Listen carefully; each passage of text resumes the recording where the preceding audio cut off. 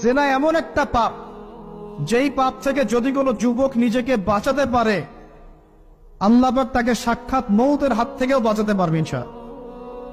কিভাবে? 3 বন্ধু যাচ্ছে রাস্তা দিয়ে, হঠাৎ করে ঝড়, বন্ধু 3 জন ঢুকে গেল গুহার মধ্যে। কিসের মধ্যে? গুহায়, যে পাহাড়ি এলাকায় আপনারা থাকেন যারা, গুহার মধ্যে। হঠাৎ করে পাহাড়ের পাথর দিয়ে গুহার মুখটা বন্ধ হয়ে গেল। এখন খোলার কোনো অপশন নাই। সবাই বলছে এখন 3 জন, এখন তো আমরা বের হতে পারবো না। সবাই সবার নেক আমলের ওসিলা দিয়ে আল্লাহর কাছে দোয়া করো। কিসের ওসিলা দিয়ে? নেক আমলের ওসিলা দিয়ে দোয়া করতে হয়। যে হাদিস, এই ছেলে বলছে, যুবক ছেলে, আল্লাহ আমার একজন চাচাতো বোন ছিল। কে ছিল? এই যে বয়ফ্রেন্ড গার্লফ্রেন্ড, খালাতো বোন, চাচাতো বোন। এখন তো বিচ্ছিরি অবস্থা। এখন এমন একটা অবস্থা, পশ্চিমা সভ্যতার রিপোর্ট গুলো পড়ে দেখি, ভাইও বোনের সাথে জেনা করে। ওদের ওখানে নিজের আপন পিতার দ্বারাও মেয়ে সেক্সুয়াল হ্যারাসমেন্টের শিকার হয়। ওরা আমাদেরকে শেখায় এখন ভালো কোনটা মন্দ কোন।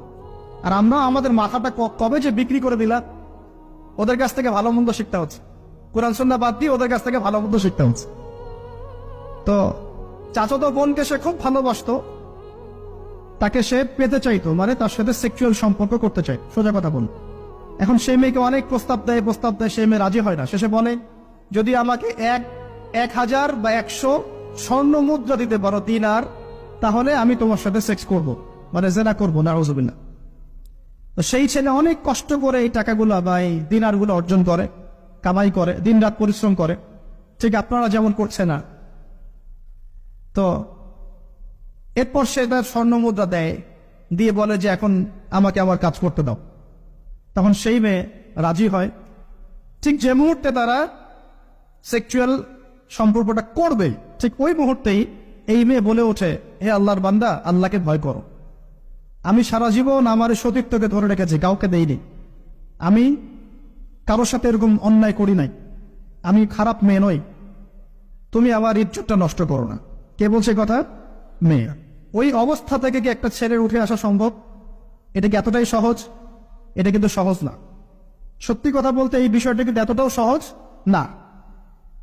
যারা অবিবাহিত তারা হয়তো বুঝতে পারবে না, বিবাহিতরা বুঝতে পারছে। তো ওই অবস্থা থেকে সেই টাকাগুলো না নিয়ে সেই স্বর্ণ মুদ্রা মেয়েকে দিয়ে ওখান থেকে সেই ছেলে উঠে আসে আল্লাহর ভয়ে। সে এখন গুহার মধ্যে আটকা পড়েছে, আল্লাহকে বলছে, আল্লাহ, ওই দিন ওই কাজ যদি তোমার সন্তুষ্টির জন্য করে থাকি, আজকে আমাকে মৃত্যুর হাত থেকে বাঁচাও। সমস্ত পাথর তপ করে সরে গেল বন থেকে। এটা কিন্তু কোনো গাল গল্প না, এটা বনু ইসরায়েলের ঘটনা, সত্য ঘটনা। এই হাদিস থেকে আমি আপনাকে দলিল দিচ্ছি যে যদি জেনার মতো পাপ থেকে আপনি আমি সরে আসতে পারি,